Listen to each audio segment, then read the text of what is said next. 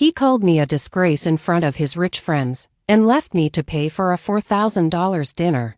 This was the moment I realized my worth had nothing to do with his approval. Hey everyone. Welcome back to the channel. If you're new here, don't forget to hit that subscribe button and turn on the notification bell so you never miss an incredible story like this one. It was meant to be a perfect evening, a rare chance to dress up, go out, and share an unforgettable experience with people who, on paper, seemed to have it all. A lavish dinner at an exclusive five-star restaurant, a night out with my husband and his rich circle of friends. I had been looking forward to this for weeks. What could possibly go wrong? As I slipped into my elegant black dress, the fabric hugging me in all the right places. I could feel a flutter of excitement in my chest. I spent hours getting ready, doing my makeup just right, picking the perfect pair of heels, making sure everything was in place. When I walked into the living room, my husband didn't even seem to notice. He was busy on his phone, texting some of his friends. As usual, he was consumed with work. A habit that had started to affect our relationship more than I wanted to admit. "You ready?" I asked him, trying to catch his attention.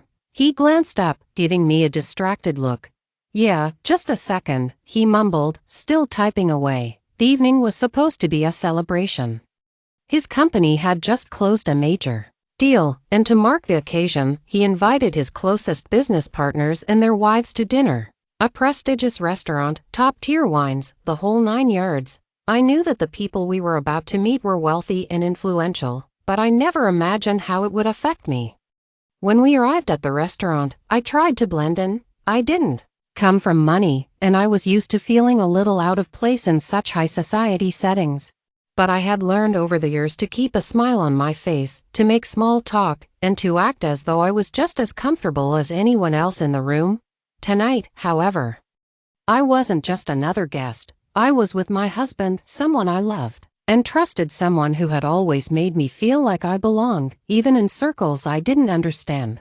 The moment we walked into the private dining room, all eyes turned to us. His friends were already seated, glasses of champagne in hand, chatting about business, vacations, and the usual topics that filled their lives. I noticed that the women were impeccably dressed, all wearing expensive jewelry and flawless makeup. I felt like the odd one out, even though I had put so much effort into my appearance. My husband, Ryan, introduced me with a quick kiss on my cheek.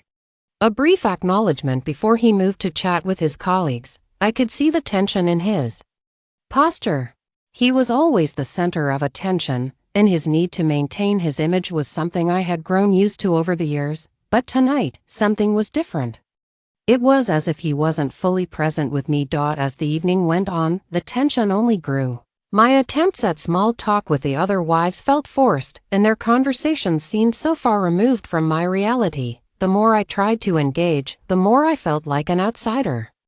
Every time I laughed or tried to contribute, I could feel the condescension in their eyes. I wasn't used to this world, and no matter how hard I tried, I couldn't shake the feeling that I didn't belong. It wasn't long before Ryan disappeared. 1 minute, he was standing beside me, his arm around my waist, and the next, he was deep in conversation with one of his colleagues across the room.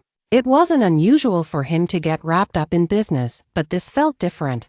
He wasn't even looking back to check in on me. I tried to make the best of it, focusing on my meal and sipping my wine, but the sense of isolation grew stronger.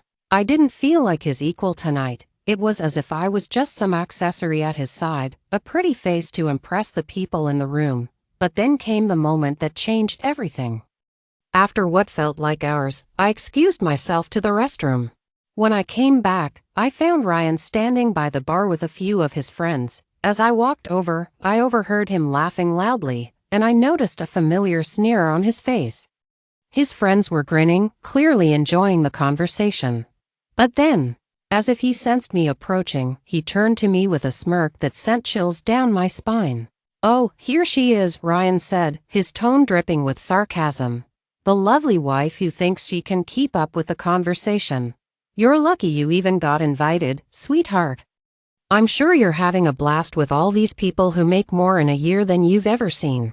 The room went silent. I could feel my face flush, and my heart pounded in my chest. I had been humiliated before, but never in front of people I didn't know, never in front of his colleagues. People whose opinions seemed to matter more than anything to him. The laughter from his friends only made it worse. My stomach turned as I tried to process his words. Was this a joke, or was he serious? "Excuse me," I stammered, trying to keep my voice steady. Ryan's eyes narrowed as he leaned in, clearly enjoying my discomfort. "Oh, come on, don't act so surprised. You're not exactly the social type, are you? You're out of your league here. Just stick to the basics, smiling and looking pretty.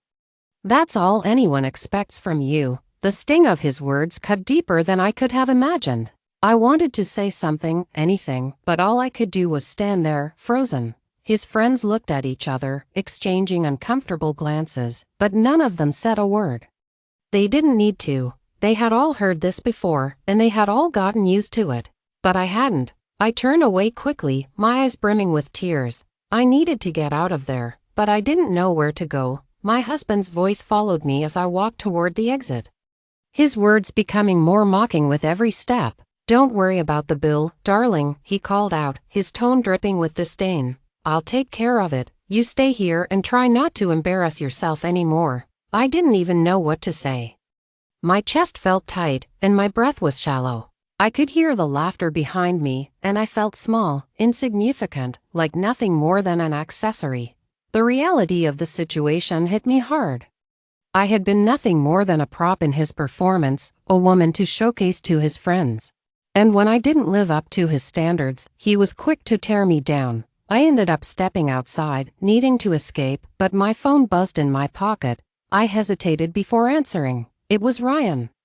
"Where did you go?" he asked, his voice cold.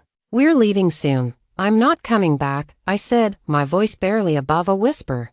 There was a long pause before he responded, his words like ice. "Fine. But you're still paying for the dinner." "It's not my fault you couldn't handle yourself in front of my friends. Don't make me look bad." I could feel the weight of his words pressing down on me. I had no idea what had happened to the man I married. How had he become so cold, so dismissive of me? But there was no time to think about that now. I was still standing outside, staring at my reflection in the glass door. I felt utterly alone. When the bill came, it was as staggering as I expected. $4,000 for one night, and I was left with the responsibility of covering it. Ryan had no intention of picking up the tab. He'd made sure of that, knowing I'd be the one to foot the bill. I couldn't believe it. I didn't have that kind of money lying around, but I knew I had no choice. I paid the bill, my hands trembling as I handed over the credit card. The humiliation searing into my mind as I walked out of the restaurant. The lights from the city blurred in my eyes. I felt like I was in a nightmare I couldn't wake up from. I had just been humiliated in front of people who, frankly, didn't matter to me, but the one person whose opinion did matter. My husband had turned on me in the worst way possible. I sat in the car, feeling the weight of everything crashing down on me.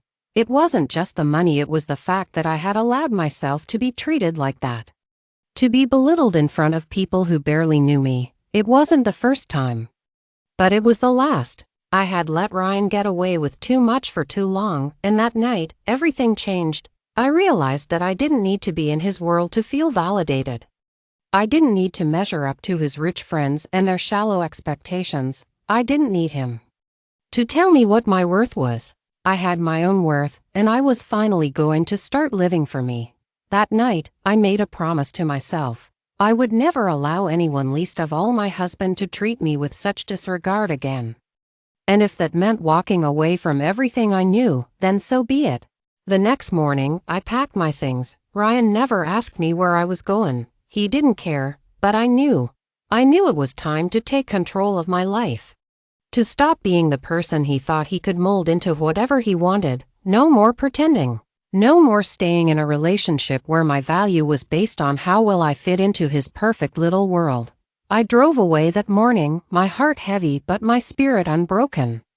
I had no idea what the future held, but for the first time in a long time, I felt free.